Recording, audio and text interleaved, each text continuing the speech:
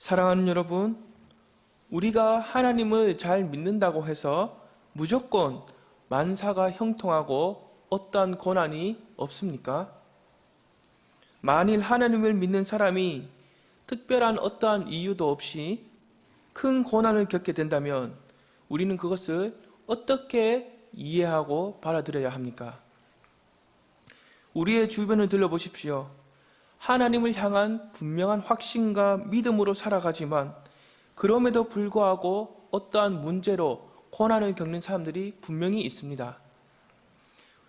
어떤 사람은 건강 문제, 어떤 사람은 자녀 문제, 또 어떤 사람은 재정 문제, 어떤 사람은 마음의 문제, 하나님을 향한 그 분명한 확신과 믿음이 있음에도 불구하고 그 문제의 종류와 강도가 다를 뿐이지 누구든지 어느 가정이든지 간에 하나 이상의 문제로 고난을 겪는 경우가 분명히 있습니다. 이 문제에 대해서 우리는 어떻게 받아들이고 이해하면 좋겠습니까? 사랑하는 여러분, 또 모든 사람은 자기 자신에 대해서는 관대하지만 상대의 흠과 허물에서는 전혀 관대하지 않는 죄의 본성을 갖고 있습니다. 그래서 나 자신이 어떠한 문제로 고난을 겪어도 그 이유를 깊이 생각하거나 발견하지 못하는 경우가 있습니다. 하지만 타인이 어떠한 문제로 고난을 겪게 되면 사람들은 어떻게 반응하기 시작합니까? 하나님을 믿는 사람인데 어떻게 저런 고난을 받을 수 있느냐 하면서 그것은 당신이 하나님 앞에서 어떠한 죄를 지었거나 문제가 있어서 그렇다라고 마치 한나를 향해서 함부로 판단하고 정죄하는 그 엘리 제사장처럼 반응을 하기도 합니다. 또한 고난 중에 있는 타인을 위해서 함께 울고 기도하기보다는 때로는 상대의 약점을 찾아서 더욱 괴롭게 하는 그 분인나처럼 반응을 하기도 합니다. 사랑하는 여러분, 물론 하나님 앞에서 어떠한 문제가 있어서 고난을 겪기도 하지만 오늘 말씀을 보면 어떠한 문제가 아닌 하나님의 어떠한 뜻에 의해서도 고난을 겪을 수 있다라는 거죠. 그러므로 오늘 이 시간에는 하나님의 어떠한 뜻에서 한나에게 문제와 고난을 겪게 하셨는지를 함께 살펴보면서 하나님의 은혜와 위로가 저와 여러분의 있기를 간절히 원합니다. 사랑하는 여러분, 본문을 기록한 이 시대는 영적으로나 도덕적으로나 윤리적으로나 아주 철저하게 타락했던 사사시대입니다. 이 사사시대에는 특징이 있습니다. 그 특징을 단계별로 말씀드리자면 첫째, 가장 먼저 하나님의 백성들이 죄를 짓습니다. 둘째, 하나님은 죄를 지은 백성에게 징계를 내리십니다. 셋째, 징계를 받은 하나님의 백성들이 회개를 하게 됩니다.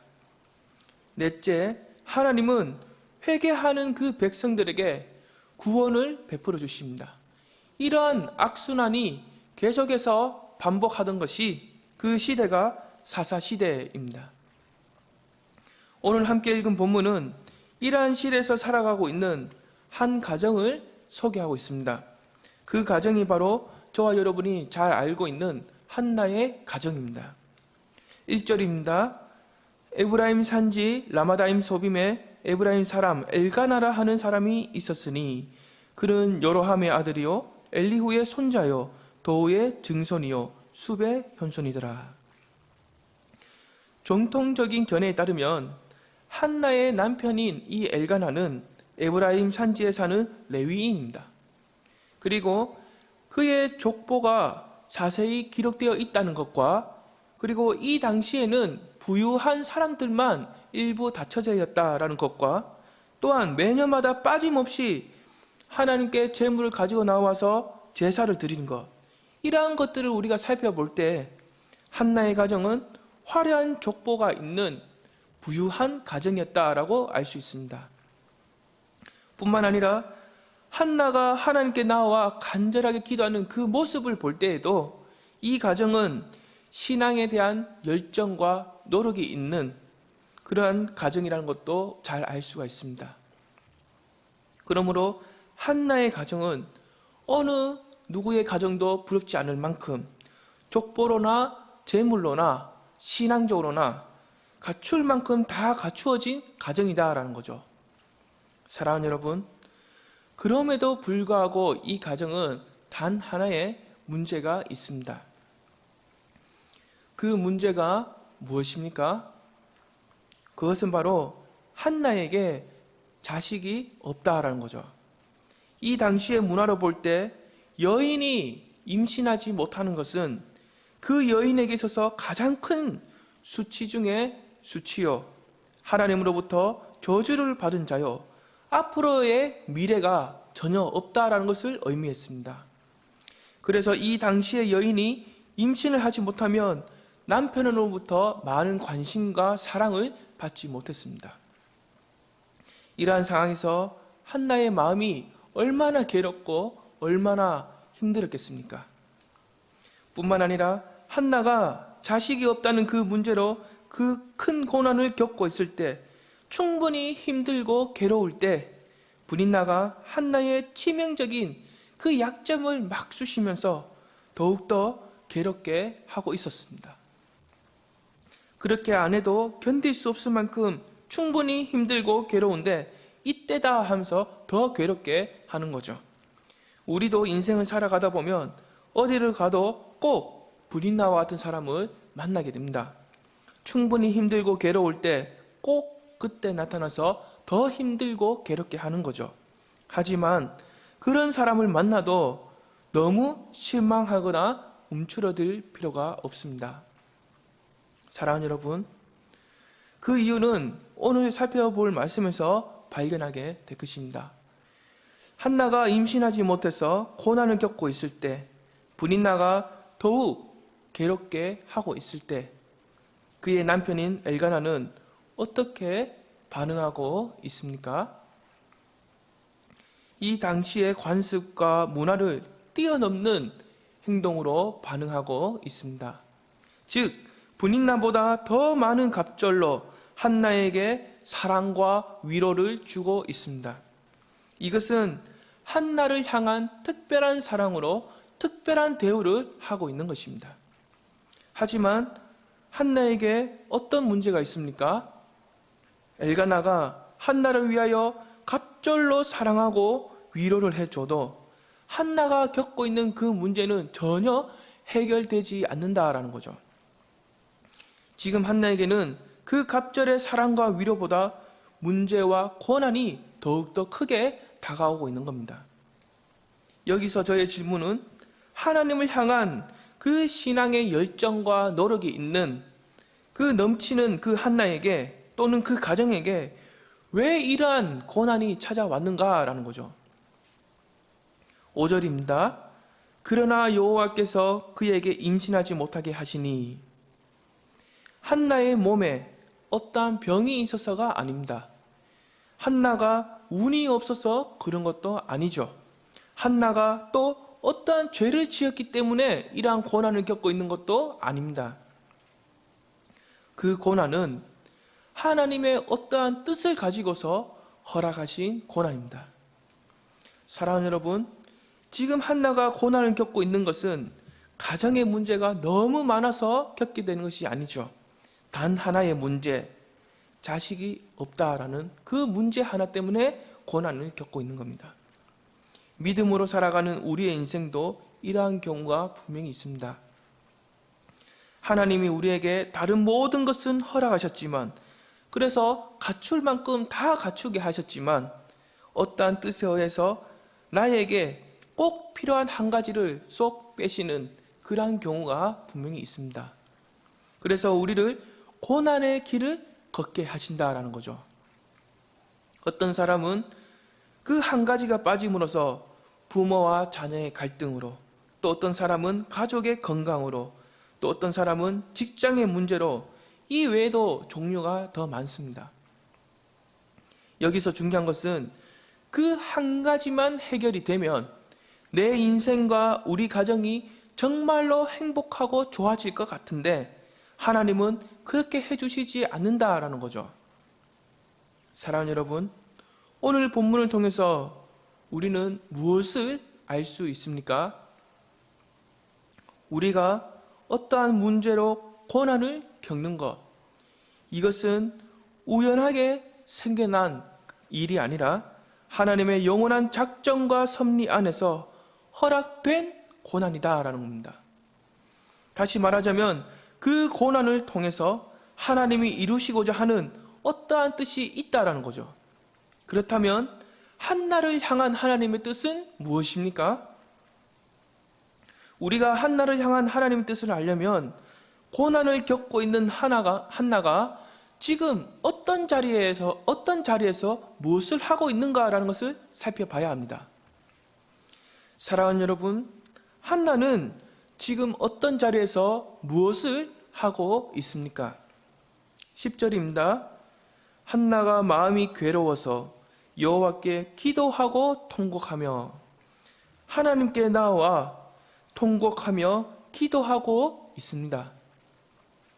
그러므로 하나님이 한나에게 자식이 없는 문제로 고난을 겪게 하셨다는 것은 한나를 미워해서도 아니고 한나가 어떠한 죄를 지어서도 아니고 하나님을 향한 한나의 정성이 부족했기 때문도 아닙니다.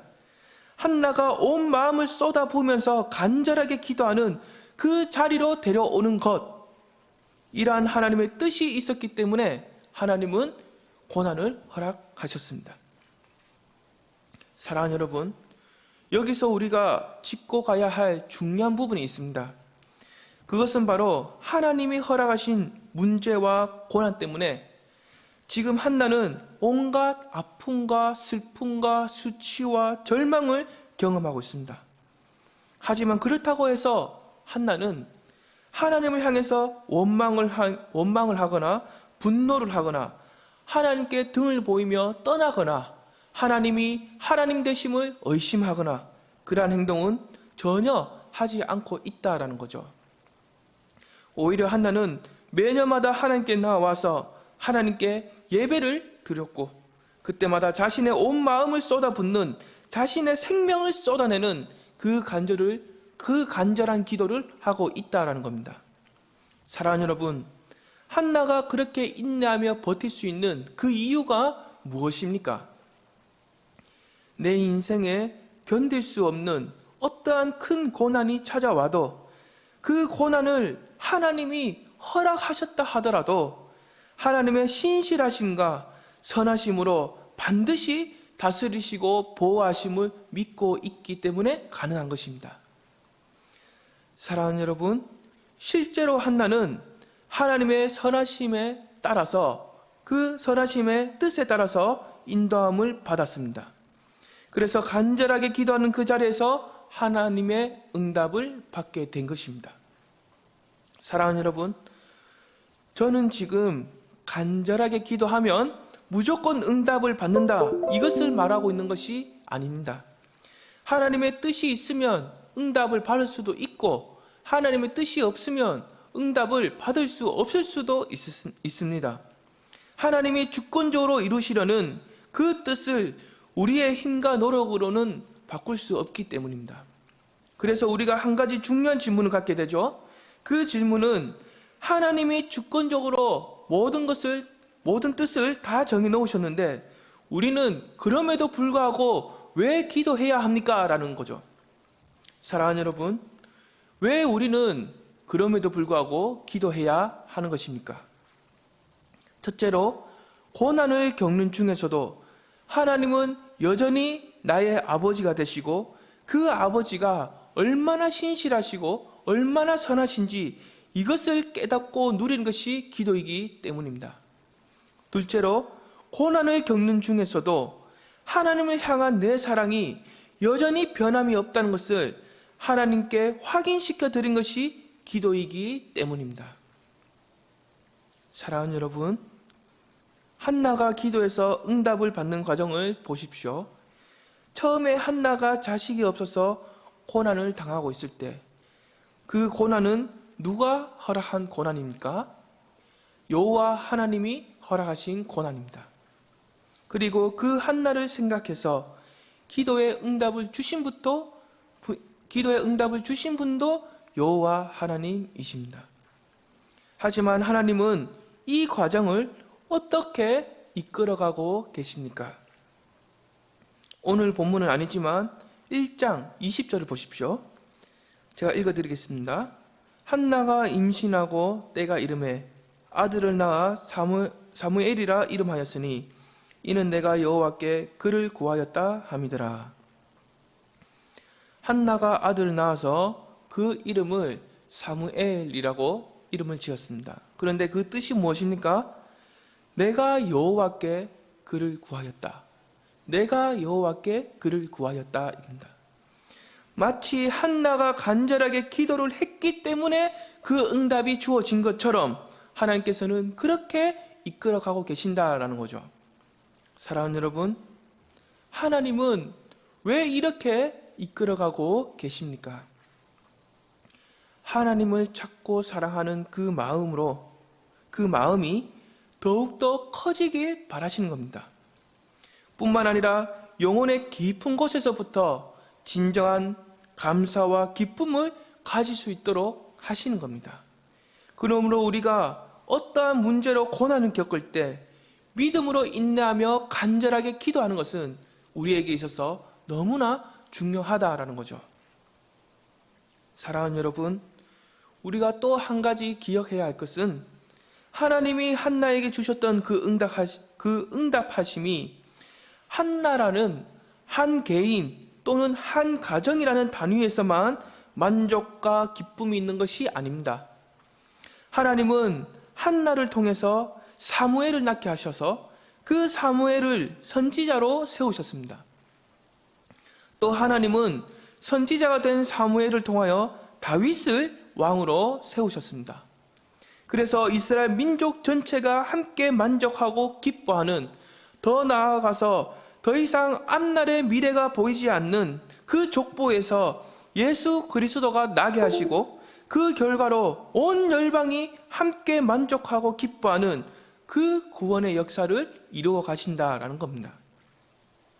이것이 바로 신실하시고 선하신 하나님의 뜻이고, 하나님은 이 뜻을 이루어가는 그 일에 한나를 동참시키고 있다라는 거죠. 사랑하는 여러분, 혹시 이거 하나만 해결되면 내 인생이, 내 가정이 정말로 행복하고 만족스러울 것 같은데 그 문제 하나가 해결되지 않아서 고난 중에 있진 않습니까? 그래서 그 고난을 허락하신 하나님의 뜻이 무엇인지 궁금하고 답답하지는 않습니까? 어떤 사람은 고난을 주신 하나님을 끊임없이 불신하다가 결국에는 아주 심각한 영적인 침체에 빠지기도 합니다. 그 이유가 무엇입니까? 그 고난을 허락하신 하나님이 어떠한 분이신지 전혀 모르는 것입니다. 하나님은 항상 신실하시고 선하시다, 이 사실 하나만이라도 확실하고 분명하게 알고 그것을 믿는다면 비록 나에게 어떠한 문제와 고난이 찾아와도 이것은 결코 인생의 실패나 좌절이나 불행이 아니라 그것도 함께 믿어야 합니다. 사랑하는 여러분, 오늘 살펴본 말씀을 모든 상황에 우리가 적용할 수는 없겠지만 때로는 우리 인생이 겪고 있는 그 문제와 고난은 간절하게 기도하는 자리로 나오라는 하나님의 뜻일 수도 있습니다.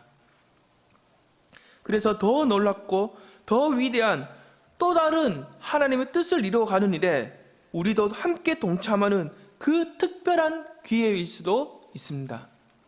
또한 그 간절한 기도를 통해서 우리 개인과 가정의 만족과 기쁨으로 끝나는 것이 아니라 우리가 전혀 예측할 수 없는 훨씬 더 넓은 범위까지도 그 만족과 기쁨이 흘러가는 그 응답의 감격도 경험하게 될 것입니다. 사랑하는 여러분, 마지막으로 우리가 기억할 것은 우리 인생의 문제와 고난을 마지막 날에 단번에 해결해버리는 유일한 또 다른 고난이 있다라는 거죠. 그 고난이 무엇입니까? 십자가의 고난입니다. 그 십자가의 고난은 아버지가 아들에게 허락한 고난입니다. 또한 그 고난에는 아버지의 그 위대한 뜻이 담겨져 있습니다. 그 위대한 뜻은 내가 택한 백성이 겪는 모든 문제와 고난, 그리고 슬픔과 고통, 그 모든 것에서부터 해방시키고, 그래서 영원한 참된 안식을 주는 것, 이것이 아버지의 위대한 뜻입니다. 아들은 아버지의 위대한 뜻을 이루기 위하여 기쁘게 자원하여 그 고난의 길을 걸어가게 됩니다. 그런데 그 고난의 길 끝에서는 무엇이 있습니까? 부활의 영광이 있습니다. 그러므로 성도의 문제와 고난의 종착점은 실패와 좌절과 눈물이 아니라 하나님의 사랑과 뜻과 안식과 기쁨이 있는 곳, 그곳입니다.